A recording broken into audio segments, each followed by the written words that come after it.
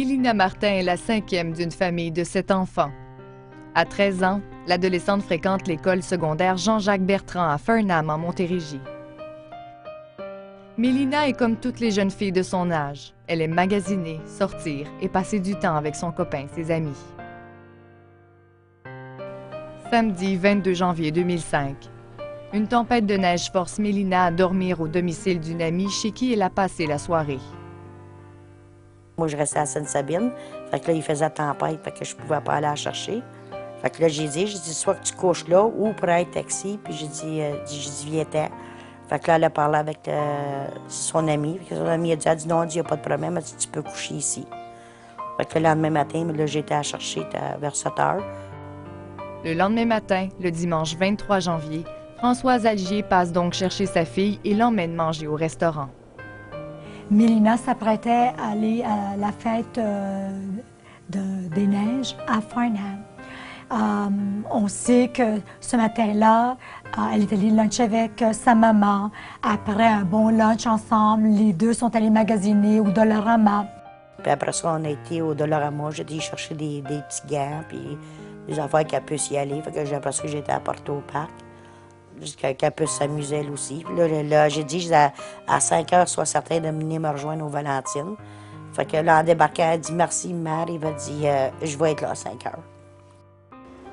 Il est environ 13 heures lorsque Françoise Algier dépose sa fille au parc Bourbonnais à Farnham. Une quinzaine de minutes plus tard, Mélina se rend chez une amie qui habite tout juste en face du parc pour l'inviter à se joindre à elle. Puis elle avait été sur une de ses amies pour lui demander si elle voulait y aller. Puis son amie était malade, quand elle a dit je peux pas y aller. Mélina ne restera que quelques minutes chez son amie avant de repartir et de se diriger vers le domicile de son copain. Elle passera environ une dizaine de minutes avec lui. Donc, Mélina se rend chez son copain et elle a récupéré un foulard, des gants pour pouvoir sortir à nouveau et participer pleinement à ses activités. Et elle a annoncé à son chum qu'elle voulait rompre la relation avec lui. D'après ce qu'on sait, tout semble s'être bien déroulé. Vers 17 heures, Françoise Algier se présente au restaurant Valentine comme prévu. Mélina ne s'est jamais présentée au restaurant. Plus tard en soirée, sa mère commence à s'inquiéter. Mélina a pourtant l'habitude de la prévenir lorsqu'elle change ses plans. Fait que là, le dimanche au soir, aucun téléphone. Lundi, toute la journée, aucun téléphone. Fait que là, on trouvait ça bizarre. Je dis, voyons, qu'est-ce qui se passe, là? Là, tout le monde paniquait, tout le monde se posait des questions. Qu'est-ce qui s'est passé? Le lendemain, ma mère m'a appelé pour me dire, écoute, Mélina n'est pas revenue. Je me suis présentée chez ma mère à savoir, est-ce qu'on appelle la police? Qu'est-ce qu'on fait? Elle n'est pas revenue. Passer la nuit, on ne sait où. Puis en plus, elle n'est pas allée à l'école. Fait que là, on a commencé à s'informer avec ses amis, tout. Puis on s'est promené dans Farnham partout pour aller voir ses amis, voir si quelqu'un l'avait vu, qu'est-ce qui s'est passé. Puis voir si quelqu'un avait eu des nouvelles de elle, ça va coucher en quelque part. Puis il n'y a pas personne qui était au courant de rien. Là, rendu au soir, bien là, j'ai appelé les policiers. Vers minuit, des policiers de la Sûreté du Québec de la MRC Brome-Missisquoi se présentent au domicile de Françoise Algier. Ils enregistrent le signalement de la disparition de la jeune Mélina. Les jours qui ont suivi, la maman s'est rendue à l'école. Elle a discuté avec le directeur, elle a discuté avec les professeurs, des amis proches de Mélina. Elle a même vidé le casier de sa fille pour tenter de récupérer des indices. Et elle a fait la même chose dans la chambre de sa fille. Mais elle n'a rien trouvé d'anormal. On a tout ramassé ses affaires, on a amené tous ses livres, toutes ses affaires qu'il y avait dans son casier. On a passé toute l'après-midi à fouiller ses affaires comme feuille par feuille pour voir si elle ne nous aurait pas laissé un message ou quelque chose, puis il n'y a rien. En vidant son casier, dans le fond, ça m'a vraiment fait un petit pincement en me disant, regarde, elle est vraiment disparue. On est rendu à vider la case là, pour trouver des indices sur cette disparition-là. Là, après ça, mes filles ont commencé à aller mettre des photos de elle à Grimby partout. Puis ça faisait la troisième journée qu'elle était disparue. Puis quand mes filles ont été mettre des photos à Grimby, Puis là, les policiers ils ont demandé qu'est-ce qu'il faisait. Là, elle a dit, on a affiché des photos, elle dit, de ma petite soeur, elle dit qu'elle a disparu. Fait que là, le policier dit, il dit, on n'était pas au courant. Ça faisait la 3e journée, puis il a fait répondre, il dit, on n'était pas au courant, il dit qu'il y avait une petite fille de disparue de Farnham. On parle d'une jeune fille âgée à peine de 13 ans qui ne semblait pas avoir d'histoire. Alors, pas de conflit à la maison, elle avait une belle relation avec sa mère, elle a d'autres frères, d'autres sœurs aussi, qui semblaient fonctionner bien à l'école aussi, qui laisse tous ses effets personnels chez elle. Donc, c'est très, très inquiétant. Puis là, il voyait, je dis, c'est impossible. Là. Je dis, habituellement, je dis, elle découche un soir, mais je dis, elle téléphone, je dis, elle donne signe de vie. Là. Je dis, ça va faire 3 jours, là, j'avais pas donné signe de vie. Je dis, il y a quoi qui est vraiment pas normal. Là. Les policiers de la Sûreté du Québec procèdent à des vérifications au parc et à l'école Jean-Jacques Bertrand. Ils rencontrent aussi quelques amis et membres de la famille, mais aucune recherche sur le terrain n'est orchestrée, parce que la thèse de la fugue semble être priorisée. Eux autres, ils calculaient comme si c'était une fugue. Parce qu'ils disent habituellement, elle a comme 13 ans, c'est ça, habituellement, c'est comme une fugue tout le temps. Eux autres, ils considèrent ça comme une fugue. Selon le sergent Claude Denis de la Sûreté du Québec, les enquêteurs n'avaient, en 2005, aucun indice leur permettant de prioriser une autre hypothèse que celle de la fugue. Évidemment, au début de la disparition de Mélina, rien ne laissait croire qu'elle était décédée ou qu'elle aurait pu être victime d'un crime ou qu'elle pu être victime d'un meurtre. Mais la famille Algier-Martin est inquiète et désire en faire davantage pour retrouver Mélina. Elle organise donc sa propre campagne d'affichage et fait appel à des chasseurs de la région pour effectuer du ratissage au parc Bourbonnais. Pas de signe de vie, puis pas de nouvelles des enfants, c'est dur à comprendre.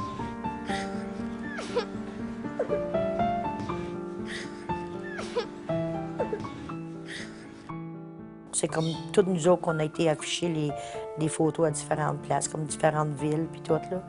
Puis après ça, là, des fois, on recevait des téléphones, mais on faisait des vérifications nous autres-mêmes, puis on a tout été fouillé les bois, puis tout, on se mettait tous moi avec les enfants, là, puis des chasseurs, puis tout, on fouillait les bois partout, puis on n'a jamais rien trouvé.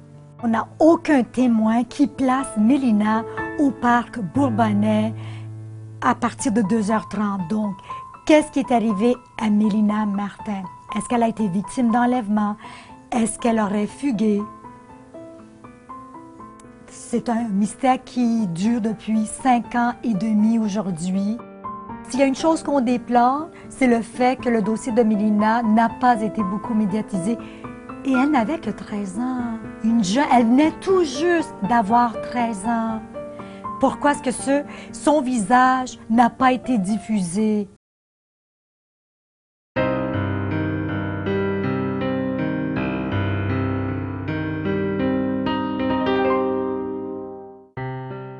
Mélina Martin venait tout juste d'avoir 13 ans lorsqu'elle a été vue pour la dernière fois le dimanche 23 janvier 2005. Cette journée-là, Mélina devait se rendre à la fête des neiges qui se déroulait au parc Bourbonnais à Farnham. Personne ne semble avoir vu Mélina ce jour-là, mis à part une amie à qui elle a demandé de l'accompagner et son copain avec qui elle aurait rompu au cours de l'après-midi. Donc, c'est vraiment le dernier endroit connu où on peut placer à 100% et de façon définitive que Mélina s'est rendue chez son copain. Elle quitte la maison en 2h, 2h30.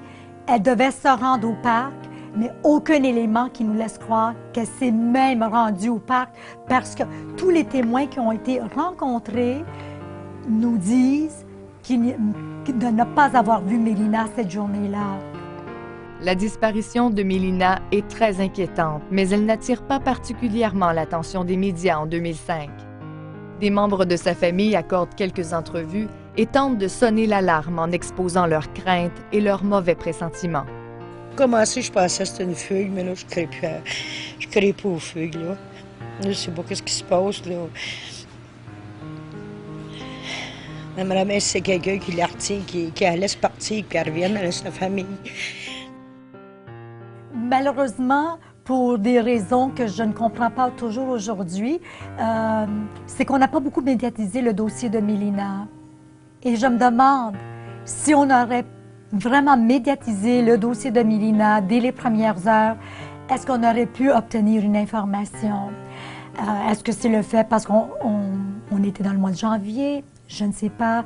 Est-ce qu'on pensait vraiment que c'était une fugue puis qu'elle serait revenue à la maison, comme c'est le cas dans la grande majorité? Parce qu'on a encore tendance à banaliser les fugues, malheureusement. Alors, s'il y a une chose qu'on déplore, c'est le fait que le dossier de Mélina n'a pas été beaucoup médiatisé. Et elle n'avait que 13 ans. Elle venait tout juste d'avoir 13 ans. Pourquoi est-ce que son visage n'a pas été diffusé et de façon régulière pendant les jours qui ont suivi?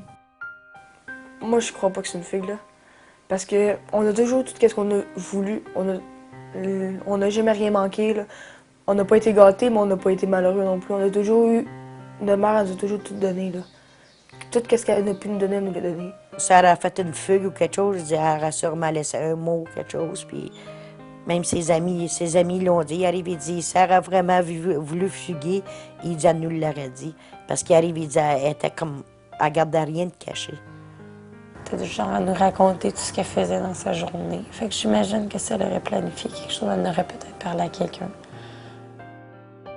Le 3 février 2005, le réseau Enfants Retour Québec communique avec l'enquêteur au dossier pour offrir son aide afin de retrouver la jeune Mélina Martin.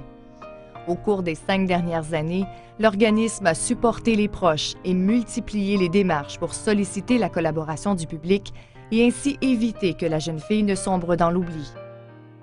Parmi les initiatives, l'ajout de Mélina sur leur affiche annuelle, la réalisation de vieillissement de photos effectuées en 2007 en collaboration avec la GRC et la publication de la photo de Mélina sur des enveloppes de la banque CIBC. Il y avait une opportunité à un moment donné pour mettre la photo d'un enfant sur l'endos des enveloppes de banque. Alors, Chatfind nous a approchés et on a proposé Mélina pour les raisons qu'on vient d'évoquer, son jeune âge, les circonstances nébuleuses de sa disparition, le fait qu'on est toujours sans nouvelles puis très peu d'informations. Pas moins de 4 millions d'enveloppes avec un imprimé de la photo de Mélina Martin ont été postées à travers le Canada. J'avais mon compte de carte de crédit, puis je voyais la photo de ma petite sœur disparue dessus. Ça, j'ai trouvé ça bien. Ça nous a vraiment permis de faire une distribution massive et diffuser de façon massive la photo de Mélina, malheureusement avec très peu d'informations qui est rentrée par la suite. En janvier 2006, soit 1 an jour pour jour après la disparition de Mélina, la Sûreté du Québec établit un poste de commandement au parc Bourbonnais où elle a été vue pour la dernière fois. La Sûreté du Québec qui a décidé de retourner sur les lieux pour tenter de générer des informations et aussi obtenir des informations, des fois par des sources anonymes, des gens qui hésitent de venir parler ouvertement de ce qu'ils pensent avoir vu. Donc, on était vraiment comme désespérés pour avoir des informations et peut-être qu'on remettait aussi en question est-ce que c'était vraiment une fugue. Au départ, on n'avait pas l'hypothèse qu'elle puisse avoir été victime d'un meurtre. Du moins, on ne souhaite pas ça, c'est bien évident. Mais avec le temps, considérant que c'est la direction des crimes contre la personne, maintenant appelée le service de l'intégrité de la personne, de la Sûreté du Québec, qui a le dossier en main, l'hypothèse qu'elle fut victime d'un homicide n'est pas écartée. Je vous dis que ce n'est pas une certitude, ça demeure une hypothèse. On est plongé vraiment dans un mystère. Donc, si au début, on a pensé qu'il pouvait être question de fugue, maintenant, on se pose une question à se demander vraiment, est-ce qu'il y aurait pu avoir d'autres circonstances? Une personne rencontrée, par exemple, une petite aventure qui a mal tourné. On ne sait pas. Pour la famille, la fugue a toujours représenté le meilleur scénario. Il signifie que Mélina serait encore en vie. Même s'ils sont convaincus qu'elle aurait donné des nouvelles et que quelque chose d'autre a dû se produire, Ses proches se sont accrochés pendant 5 longues années à une date bien particulière, celle du 12 janvier 2010, le jour de son 18e anniversaire. Si quelqu'un sait, il y a des informations qui les donnent, qui ne pensent pas juste à eux autres, parce que, comme je dis, c'est une joke qui pâtit. C'est une joke qui attend tout le temps.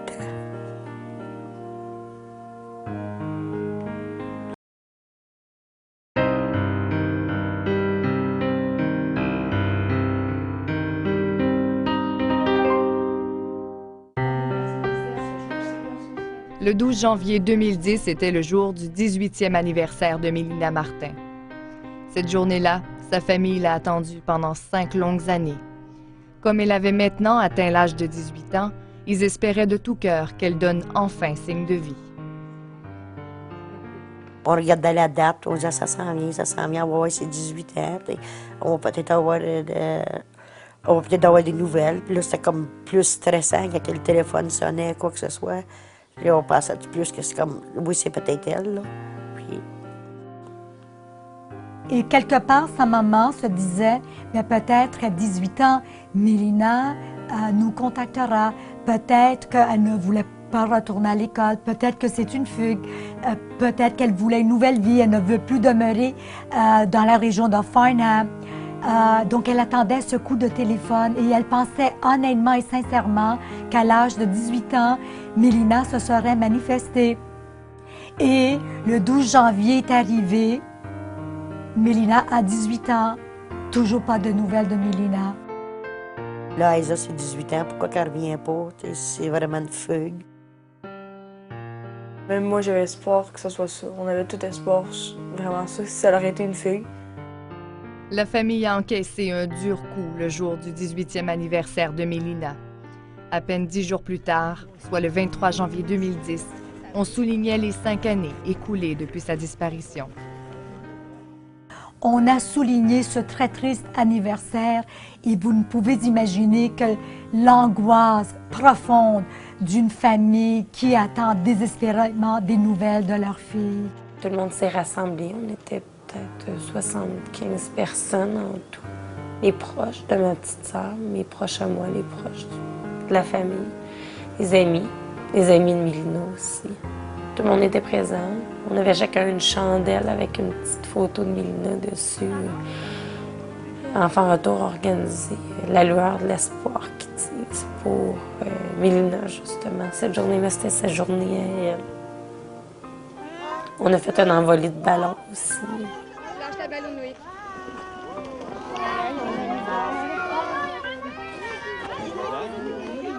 On a pu lâcher des ballons qui symbolisaient quelque part l'espoir qu'on avait qu'un jour, on ait des nouvelles de Mélina et que les réponses, la maman puis les frères et les sœurs s'attendent, et que cette réponse puisse venir. Parce qu'on pense vraiment et on croit fermement que chaque famille mérite d'avoir une réponse, de savoir que ce soit des bonnes nouvelles ou des mauvaises nouvelles, les familles ont besoin de résoudre le mystère. Pour résoudre le mystère entourant la disparition de Mélina Martin, il faudrait de nouvelles informations. Ces informations peuvent être transmises en toute confidentialité à l'organisme Enfants Retour Québec ou encore à la Sûreté du Québec via la Centrale de l'information criminelle. Si on a des informations, je peux vous garantir qu'elles seront validées. Toutes les informations que nous avons reçues, on en a reçu beaucoup, ont été validées. Et puis, les nouvelles informations que nous aurons le seront tout autant. Et si ça peut nous permettre de clore ce dossier, alors on le souhaite. Pour nous, ça peut nous paraître ou sembler banal. Cependant, quand les policiers feront une vérification, peut-être qu'ils ont déjà reçu un autre détail.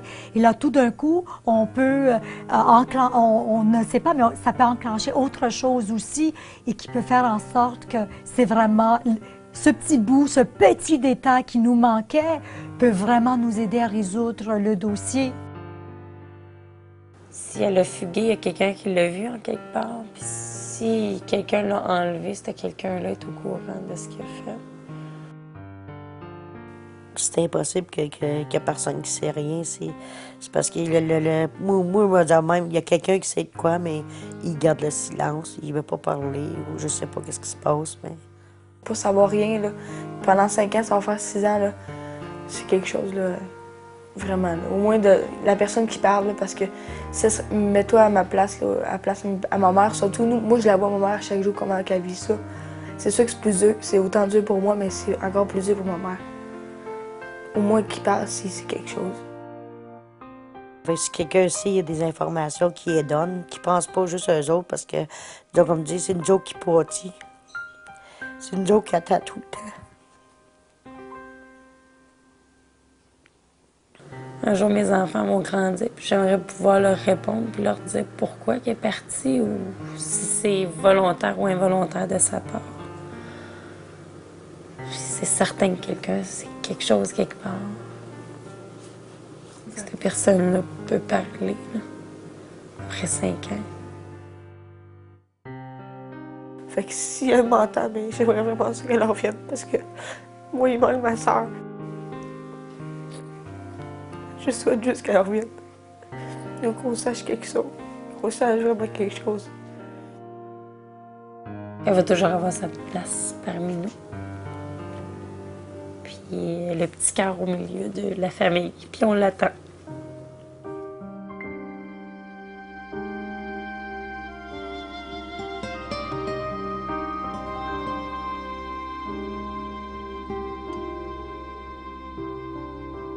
Aux nuits qu'elle compte dans le silence, une maman cherche une bonne étoile pour mieux bercer sa petite fille disparue aux saisons qui passent. Où est mon enfant dans ce vent d'automne, enfoui sous les feuilles, noyé dans l'onde? Les jours refroidissent, le ciel devient sombre, avide de recherche pour sortir de l'ombre. Tout le désespoir à chaque seconde. Où es-tu ce soir, mon amour?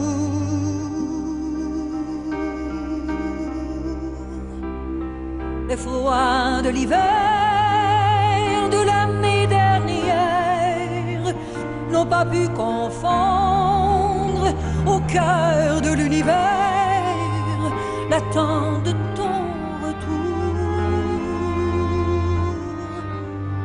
mon amour.